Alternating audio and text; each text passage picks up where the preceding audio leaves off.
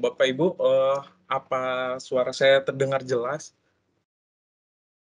Jelas Mas Arfan. Clear Mas. Sip.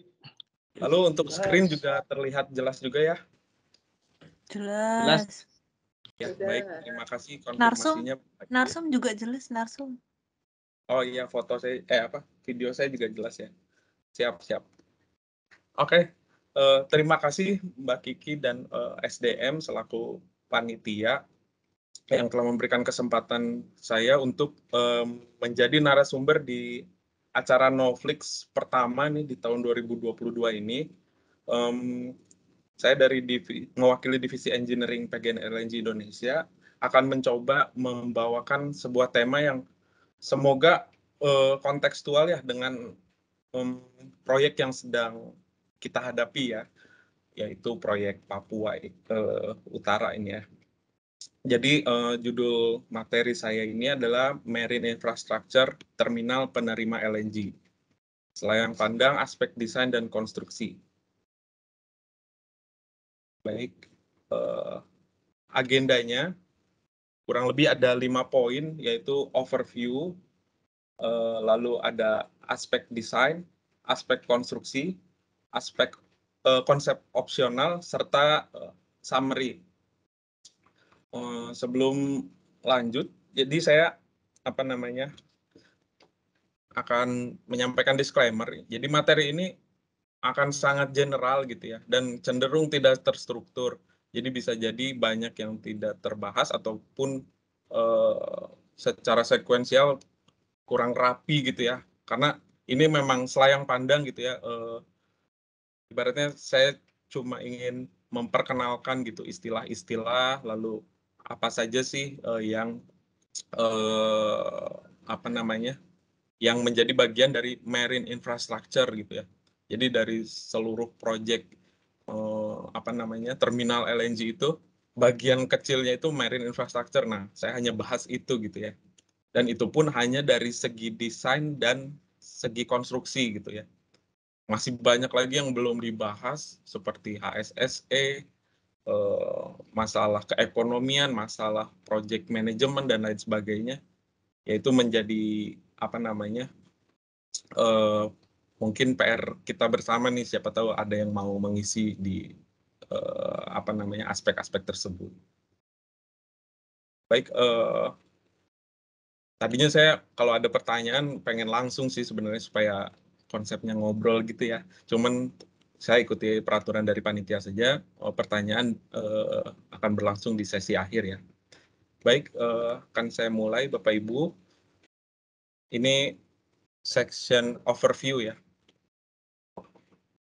Ini rasa-rasanya di setiap presentasi gitu ya terkait infrastruktur LNG itu pasti dibahas dulu apa sih itu LNG gitu ya. LNG itu sebetulnya adalah gas alam yang didinginkan hingga suhu 162 derajat Celcius minus 162 derajat Celcius. Supaya apa? Supaya gas alam tersebut mencair gitu ya. Lalu ketika mencair itu gas alam itu volumenya menyusut dari yang sebelumnya itu menjadi lebih kecil, termampatkan sampai 600 kali lipat gitu. Jadi bisa dibayangkan kalau ada galon aqua gitu, mobil yang bawa galon air mineral itu isinya gas tuh. Truk pembawa galon itu isinya gas, lalu didinginkan sedemikian rupa sampai si seluruh ratusan galon air mineral tersebut berubah menjadi cair dan hanya berbentuk 1 galon gitu yang bisa dibawa oleh motor gitu kan. Nah, kurang lebih kayak gitulah. Walaupun konversinya pasti salah itu, cuman kurang lebih kayak gitu. Yang tadinya dibawa oleh truk, setelah dicairkan jadi bisa dibawa oleh motor gitu. Nah, kenapa kita mencairkan gas? Supaya lebih mudah disimpan dan mudah ditransportasikan. Itu tadi ya, karena volumenya menyusut, lalu dia berbentuk cair, jadi ruang penyimpanannya menjadi lebih kecil gitu. Jadi tangki-tangki LNG itu bisa dimanfaatkan untuk menyimpan dan LNG tersebut bisa ditransportasikan menggunakan kapal gitu ya. Kenapa sih gas itu harus disimpan? Karena sumur-sumur gas itu nggak bisa berhenti berproduksi ya, karena kalau dia berhenti ya operasionalnya kacau gitu ya, secara operasional maupun secara keekonomian gitu ya. Jadi dia harus terus berproduksi, sementara untuk mendistribusikan gas tersebut dari titik penghasil ke titik pengguna itu kan butuh waktu, makanya disimpan dulu. Nah, dengan gas yang berubah menjadi cair ini mempermudah penyimpanan tersebut.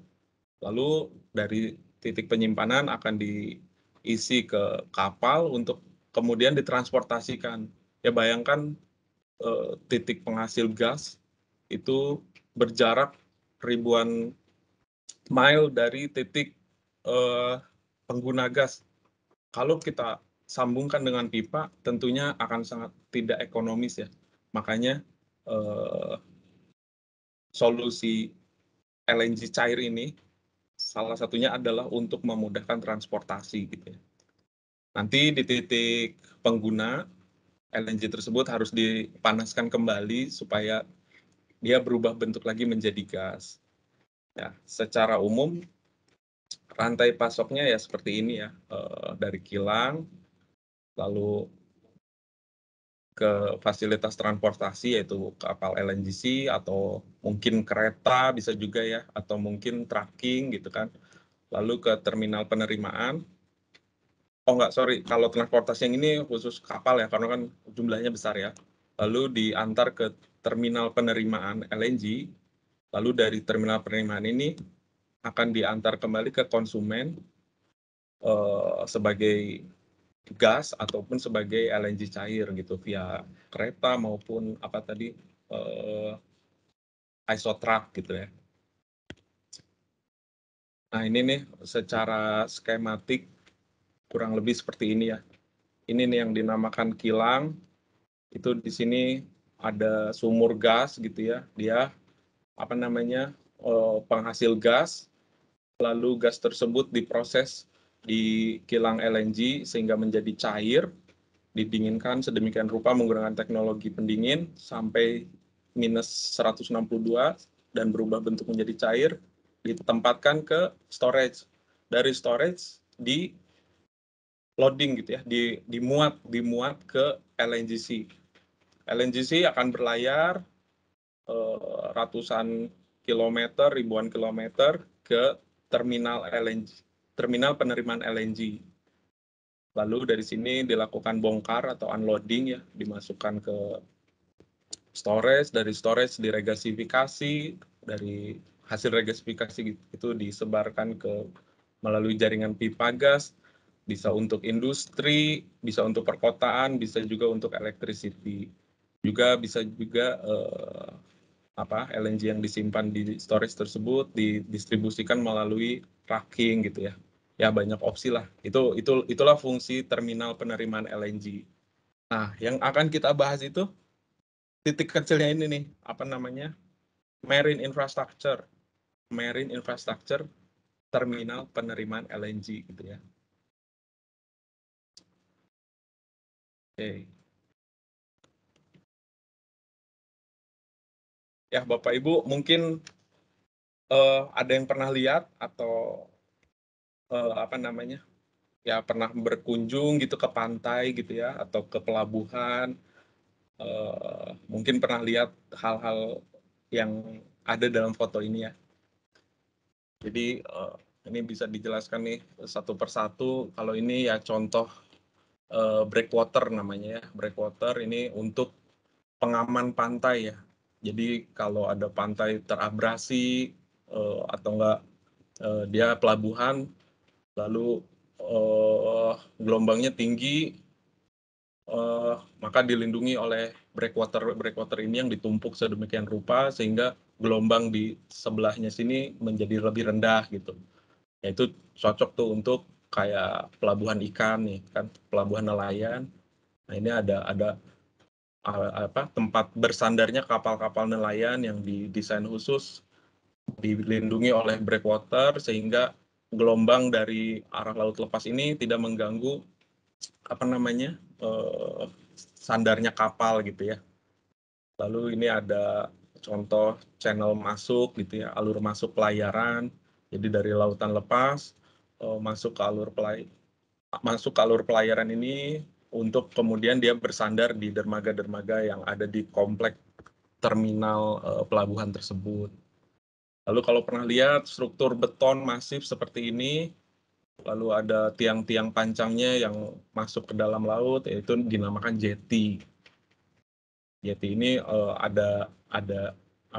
terdiri dari beton, struktur-struktur beton, tiang pancang, lalu ada tempat bersandarnya kapal gitu ya, untuk dia bertambat gitu. Nah ini nanti tali tambat akan ditalikan ke sini kayak gitu-gitulah. Lalu ada lagi yang namanya fender gitu kan, ini aksesoris jetty supaya kapalnya bersandar ketika bertuburkan dengan struktur beton itu tidak memberikan impact ke kapalnya itu sendiri gitu ya. Jadi ini peredam lah ya intinya. Ini juga fender dari karet bahannya itu. Lalu ini ada bollard untuk mengikatkan tali tambat. Nah ini material tiang pancang. Lalu ini juga sejenis bollard tapi lebih canggih gitu ya. Dia untuk mengikatkan tali tambat kapal juga, tapi dia bisa otomatis melepas gitu. Jadi kan kalau menambatkan tali kapal itu harus dilakukan oleh orang ya. Nah kalau ini ketika ditambatkan memang oleh orang gitu, mooring gang istilahnya. Namun ketika ada kondisi emergensi, dia akan melepas dengan sendirinya gitu. Itu dinamakan quick release hook istilahnya ya, QRH. Nah, mooring system gitu kan, shore protection, lalu ada kolam pelabuhan, ada alur masuk. Inilah yang dinamakan marine infrastructure. Kenapa perlu ada gitu ya marine infrastructure ini? Kenapa penting? Karena kapal itu pasti kan dimaksudkan untuk membawa sesuatu ya, baik itu penumpang, barang, atau dalam konteks pembahasan kita sekarang itu LNG gitu ya, dari satu titik ke titik lain. Nah, ketika kapal itu akan menyalurkan barang atau LNG atau apapun yang dia bawa, tentunya dia akan harus mendekat ke area pantai gitu ya, area daratan, harus mendekat ke area daratan untuk dia membongkar atau unloading gitu ya, untuk unloading barang-barang yang dia bawa. Nah, marine infrastructure ini adalah interface gitu. Kapal itu nggak serta-merta bisa merapat ke daratan itu. Salah-salah dia kandas gitu ya.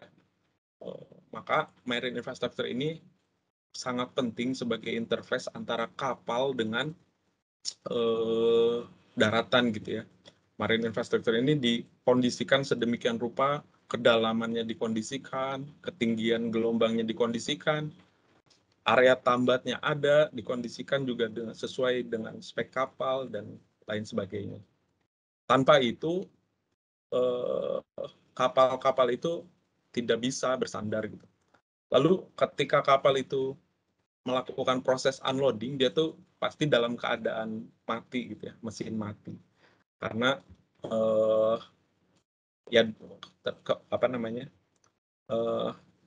alasan safety, jadi kapal itu dalam keadaan mati, lalu dia merapat dibantu oleh tugboat ya, didorong atau ditarik oleh tugboat.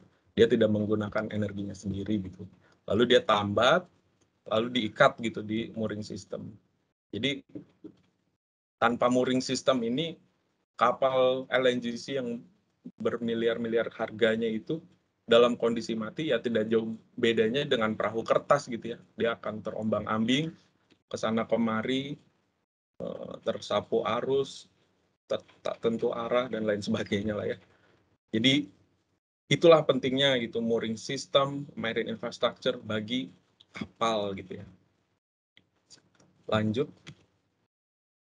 Nah, ini salah satu contoh nih di Indonesia nih, ada di terminal LNG Arun di Peta Arun Gas.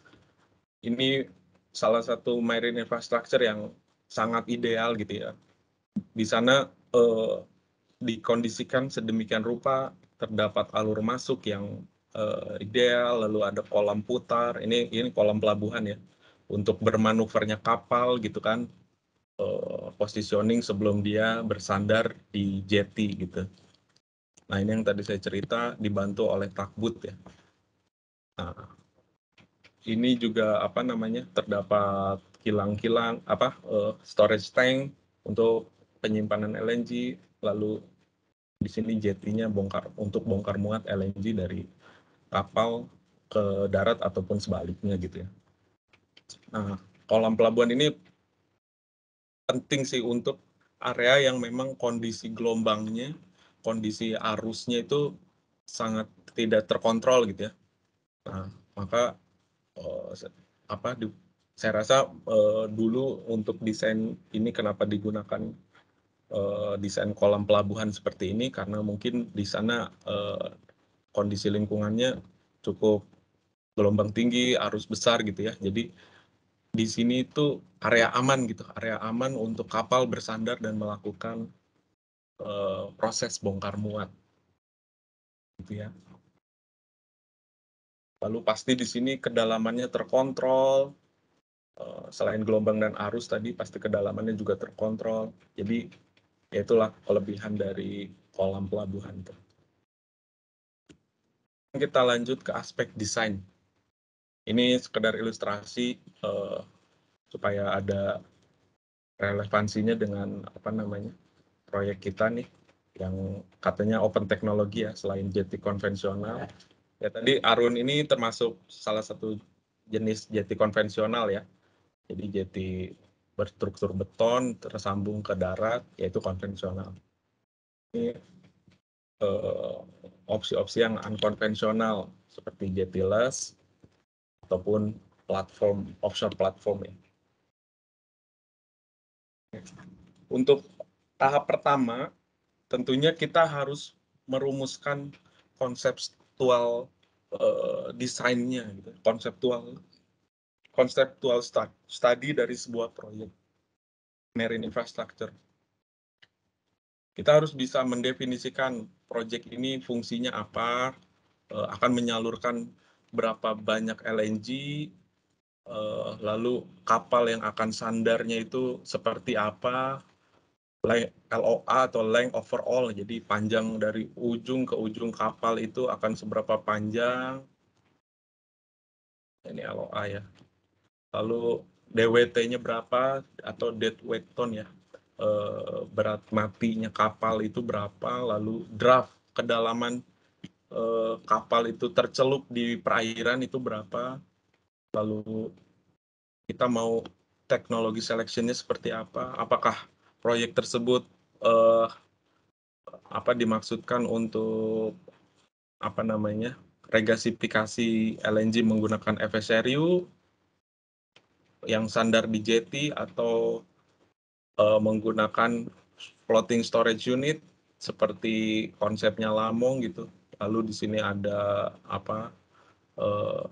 ORU gitu, regasification jetty regasification unit, atau konsepnya mau seperti LNGC yang langsung menyalurkan ke FSRB atau apa tuh istilahnya, floating storage and regasification barge, baru diregasifikasi masuk ke konsumen, atau seperti yang sedang kita lakukan nih, konsep land base gitu ya.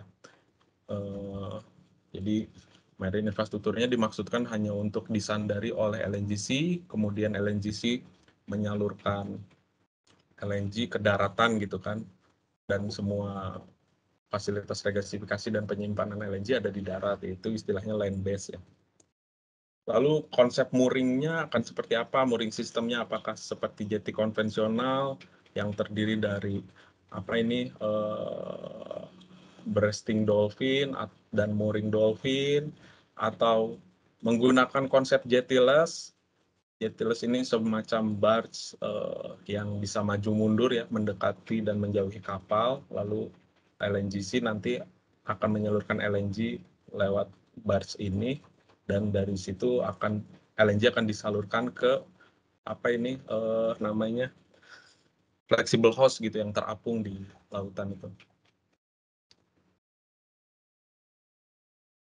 Lalu atau apakah seperti tower yacht gitu? Tower yacht seperti di Lampung, ya, itu menggunakan konsep platform di tengah laut gitu ya, offshore platform. Kapal akan tambat di situ dan akan menyalurkan gas hasil regasifikasi dari FSRU. Ya, itu opsi-opsi yang harus didetailkan di konseptual, yang harus kita pilih gitu ya, bukan didetailkan. Yang harus kita pilih, kita pastikan yang mana yang akan kita laksanakan gitu di tahap konseptual ini. Nah, ini contoh aja nih di LNG Benoa ya di Bali yang dikelola oleh Pelindo Energi Logistik. Ini konsepnya LNG carrier merapat ke FSU, lalu dia akan unloading LNG ke sini. FSU ini berfungsi sebagai penyimpanan LNG, lalu disalurkan ke floating regasification unit ya, FRU, bentuknya barge. Lalu di situ ada alat-alat regasifikasi. Lalu dari sini gas akan disalurkan ke pipa ke PLN gitu ya. Nah, ini konsepnya dermaga yang dibuat rapat dengan daratan gitu ya. Jadi tidak ada trestle ke arah offshore, dia cukup di situ di dekat daratan. Ya berarti kan daerah sini memang udah cukup dalam ya draftnya, sehingga dipakailah konsep dermaga seperti ini. Ya sebagai contoh aja nih, jenis-jenis dermaga ya. Lalu selanjutnya kita masuk ke data collection ya. Nah, di sini kita akan mendata tuh si partikularnya, kapal-kapal apa saja yang akan menyandar. Lalu metosean tuh data perairan gitu ya, data oceanografi di lingkungan sekitar, di tempat di mana akan dibangun marine infrastructure.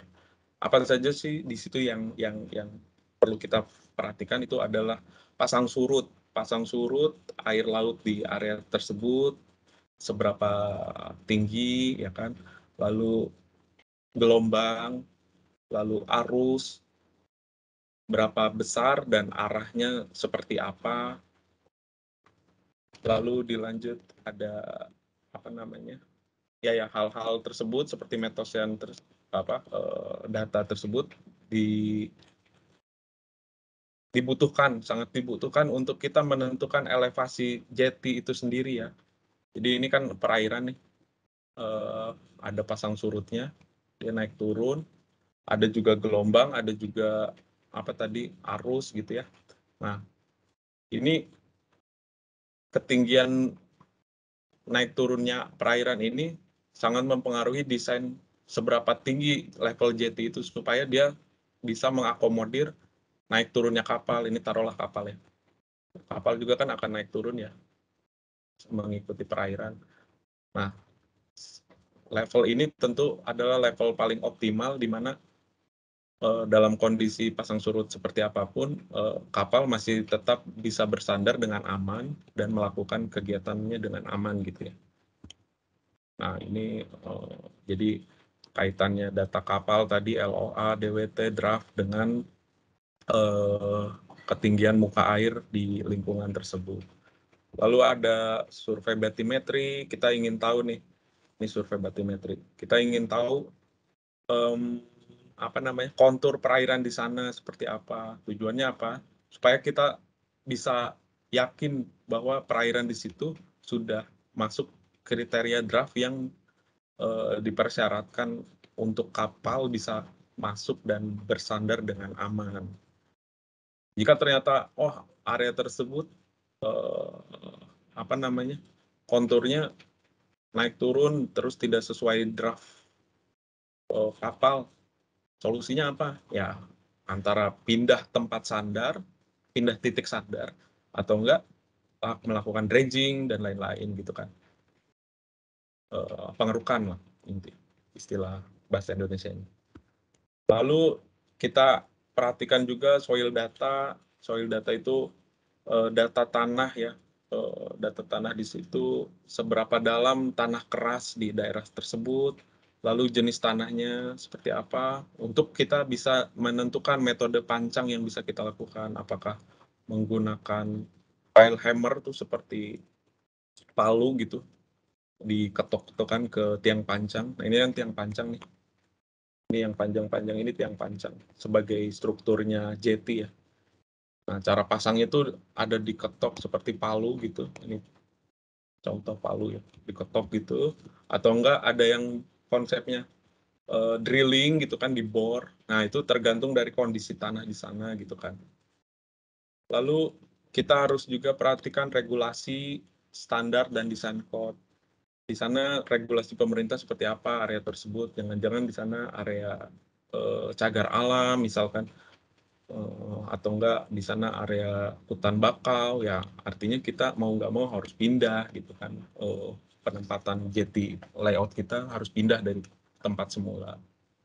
Lalu ada environmental and social impact assessment, kalau di kita dikenal dengan AMDAL gitu ya.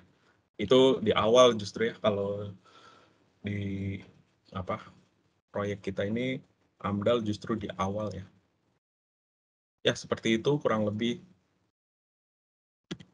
Nah, ini ilustrasi aja nih. Ketika level jetty tidak sinkron dengan pasang surut perairan. Nah, ya sudah, kapal itu sudah tidak ada gunanya lagi sandar di sana karena dia kandas gitu kan. Nah, itulah pentingnya desain dengan sinkronisasi desain dengan data lingkungan di sana. Ya, itu sekedar ilustrasi ya. Selanjutnya masuk ke study dan desain ya. Nah, dari data-data lingkungan yang telah dikumpulkan, kita akan mencoba gitu mendesain, merencanakan terminal LNG yang akan kita bangun itu akan seperti apa secara plan maupun secara layout-nya gitu ya. Di mana alur masuk akan ditempatkan, seberapa besar kolam putar untuk bermanuvernya kapal dan lain sebagainya. Lalu jetty head ini akan menghadap kemana gitu kan? Karena jetty head itu secara standar gitu ya, analisa standarnya gini. Kalau arus misal dari sini ke sana ya, ini arus nih, arus dominan gitu. Jetty head-nya udah pasti gini gitu. Karena kapal kan akan sandar seperti ini ya. Jadi dia akan maju mundur saja gitu. Bayangkan kalau arus dominannya seperti ini dan jetty head dibuat tetap seperti ini. Kapal itu akan tertumbuk-tumbuk gitu ya ke jetty yang bisa menyebabkan kondisi tidak aman. Kayak gitu ya. Lalu kita akan lakukan juga struktural analisis untuk menentukan nih tiang pancang ini seberapa banyak, seberapa besar, speknya itu mau tiang pancang ukuran berapa, diameter berapa, lalu akan berapa banyak dipancang, jaraknya tiap berapa meter gitu kan. Itu semua didapatkan dari analisis. Lalu material selection, mau menggunakan tiang pancang baja atau tiang pancang beton. Lalu ada utility detailed design, di sana utility yang diperlukan apa saja gitu, ada mechanical, electrical, lighting gitu kan, penerangan dan lain sebagainya. Lalu fire safety design untuk mitigasi kebakaran gitu ya. Lalu compliance dengan standar dan design code gitu ya. Lalu kita juga bisa menentukan misalnya layout-nya memang harus di situ. Sementara di sana sedimentasinya tinggi. Sedimentasi itu jadi apa? Pasir laut itu terbawa arus ke sana kemari lalu mengendap di satu area gitu, satu titik. Nah, itu lama-kelamaan laut tersebut terjadi pendangkalan. Nah, maka dari desain dari data lingkungan dan dari desain kita bisa tentukan tuh, oh kalau kita layoutnya di situ harus ada maintenance dredging setiap 5 tahun sekali misal, karena selama 5 tahun itu terjadi pendangkalan yang akan menggeruk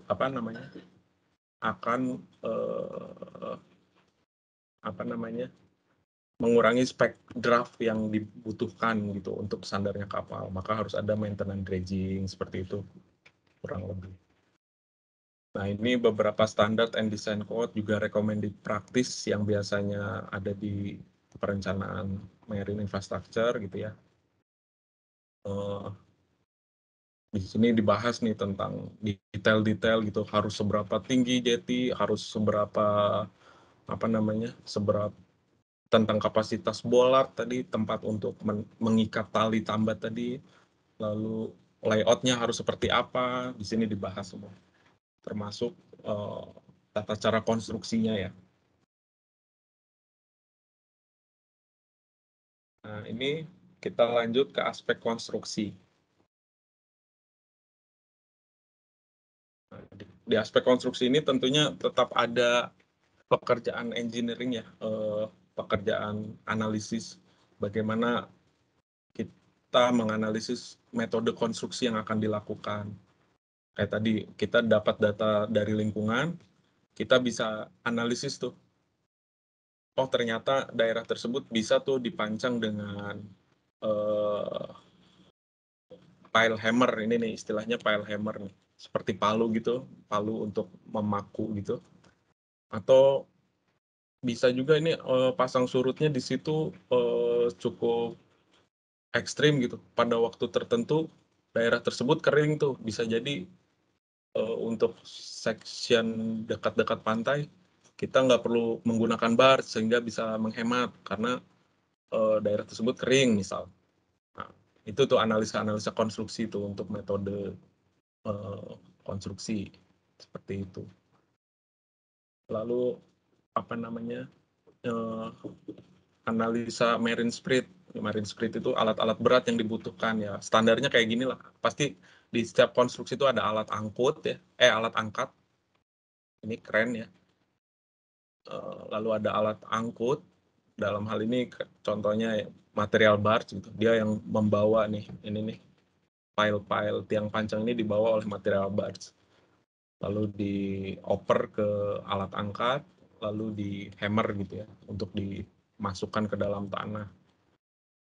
Nah, ini keren ini karena dia bekerja di perairan maka harus berdiri di atas barge gitu ya. Barge itu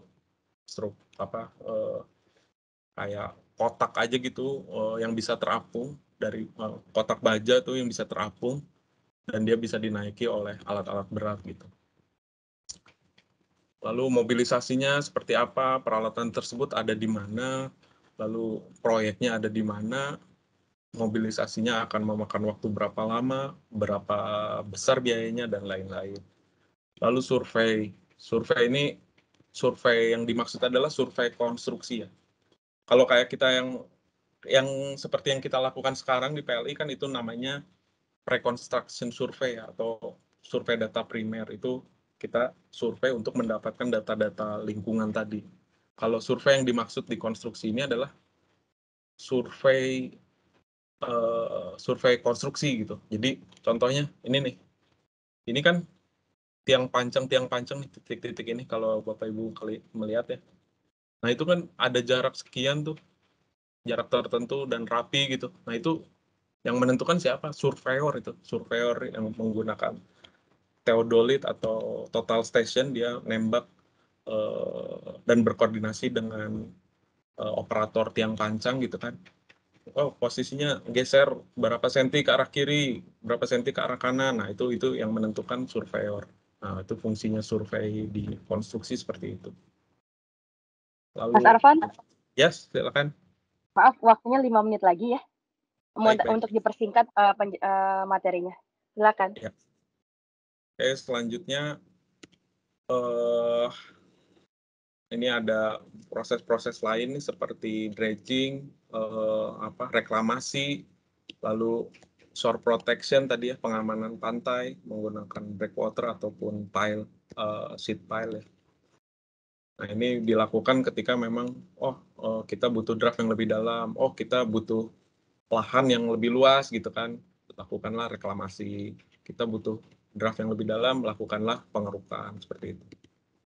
Contohnya di Teluk Lambung ya, dulu sebelum pelaksanaan proyek di sini dilakukan pengerukan karena dangkal ya. Lalu ada konsep jettiless. Konsep jettiless itu secara umum seperti ini ya, ada barge yang mendekati LNGC, maju mundur dibantu oleh tugboat, lalu dia akan terkonek dengan LNGC, lalu dari LNG tersebut akan unloading LNG dan disalurkan melalui floating hose. Dari floating hose ini akan masuk ke storage dan regasifikasi seperti biasa gitu ya. Untuk konsep ini prasyaratnya apa? Tadi kan kapal tuh dalam kondisi diam itu harus tertambat ya, kalau enggak dia terombang-ambing itu kan ya, masih ingat ya. Nah, karena dia konsepnya jettiless, ya pasti kan maksudnya supaya enggak ada struktur masif di situ ya, maka dipasanglah sistem tambatnya itu istilahnya buoy mooring gitu, jadi tempat tambat yang mengapung gitu. Nah, ini cara pemasangannya juga tertentu ya. Kita butuh alat berat, kita butuh diver juga nih untuk mengkoneksikan tali tambatnya ini. Lalu kita butuh reel juga nih untuk menggulung si flexible hose-nya. Nah, jadinya seperti ini nih. Nah, ini alat jettiless-nya, ini flexible hose-nya, ini reel-nya nih. Nah, kan kelihatan ya kalau dari sini perbandingannya. Si konsep jettiless ini dimaksudkan untuk mengganti trestle nih dengan flexible hose aja gitu. Jadi kita nggak usah bangun trestle. Nah, ini alat buoy mooringnya gitu kan. Ini kalau dilihat dari dalam laut. Selanjutnya ada konsep platform ya, ini juga yang kita open di di proses bidding Papua ini. Itu kan harapannya ada yang mau vendor yang mau studi nih tentang bagaimana jika regasifikasi peralatan regasnya itu berada di platform gitu di tengah laut. Jadi LNGC bersandar di platform tersebut, lalu LNG akan dipanaskan menggunakan peralatan yang ada di sana, lalu disalurkan sebagai gas gitu ya ke darat. Ini ke darat. Jadi di darat ini tinggal pakai. Nah, harapannya ada yang mau studi seperti itu. Namun saya perlu tekankan di sini ya, konsep ini tuh akan sangat menantang gitu ya, karena kita bisa urut ya dari atas nih. Ini platform ya, platform itu terdiri dari upper deck, lower deck, tempat di mana equipment tersebut ditempatkan dan operator bekerja, itu tempat operator bekerja di situ. Lalu ada struktur nih, namanya jacket. Struktur itu akan berdiri di menopang si deck tadi supaya ada di atas elevasi air gitu ya. Lalu nanti ada piling juga seperti biasa. Nah, itu struktur jacket itu butuh tempat fabrikasi tertentu. Di Indonesia ini contohnya di Batam, di Cilegon ya, ada tuh. Lalu di mana lagi ya? Ya di beberapa tempat tertentu lah. Nah, itu harus dipikirkan juga mobilisasi struktur tersebut ke tempat proyek kita. Lalu ini mobilisasi tiang pancang menggunakan material barge gitu ya. Mobilisasi strukturnya. Lalu di tempat titik di mana platform tersebut akan berdiri harus ada alat berat untuk memancang gitu kan. Harus ada alat berat untuk lifting jaket maupun lifting platformnya tersebut. Lalu setelah platform itu berdiri, ini kan platform itu biasanya sudah ada risernya ya. Riser itu pipa intinya mah, pipa yang sudah tersambung gitu ya. Dia untuk menyalurkan gas ke bawah laut gitu. Ya kenapa di bawah laut? Ya karena pasti kan ini area pelayaran nih, atau supaya nggak terganggu gitu ya area tersebut. Jadi pipanya dibenamkan di bawah laut. Nah, penyambungan antara riser dengan pipa itu satu pekerjaan rumit tersendiri gitu, yang hanya untuk menyambungkan satu titik ini nih yang saya tandai bulat ini, kita butuh 1, 2, 3, 4, 5 alat-alat seperti itu gitu, yang ibaratnya alat canggih lah. Jadi karena itu laut dalam gitu ya, lebih dari apa namanya, pastinya di atas 5 meter, atau 5 meter tuh kemampuan manusia untuk menyelam tanpa alat bantu khusus gitu ya. Lebih dari itu, di peraturan sih harus menggunakan peralatan khusus nih untuk menyelam. Nah, jadi penyelam itu dibutuhkan nih untuk menyambungkan flange antara flange riser dengan flange-nya pipeline nih. Nah, ini tuh yang nyambungin siapa? Penyelam gitu. Nah, bayangin di sana, contoh lah, taruh misal di biak kedalaman 60. Nah, udah pasti harus pakai di ini nih, apa namanya, diver bell, alat bantu untuk mengkondisikan tekanan supaya si penyelam itu tidak tertekan oleh tekanan kedalaman 60 meter itu ya. Nah, diver bell ini butuh juga dioperasikan dengan di PDSP kayak seperti itu. Lalu ada juga pipeline bars. Lalu pipeline bars juga ada 2 jenis. Pipeline bars di offshore dengan pipeline bars di nearshore. Ini nearshore nih yang mendekati darat ya. Itu kedalamannya berbeda. Pipeline barsnya juga berbeda itu pasti. Lalu ada metode lain pakai horizontal drilling misalkan ya. Lalu ini tadi ROV nih untuk survei di kedalaman laut gitu. Jadi seperti drone, cuman dipakainya di bawah laut ya, untuk melihat kondisi pipa, apakah ada masalah atau sudah terpasang atau belum kayak gitu. Ya bayangkanlah, inilah kurang lebih alat-alat yang harus kita deploy ketika kita memilih opsi platform gitu ya. Tapi ya menarik sih, sangat menarik jika memang ada yang ingin melakukan dengan konsep platform ini.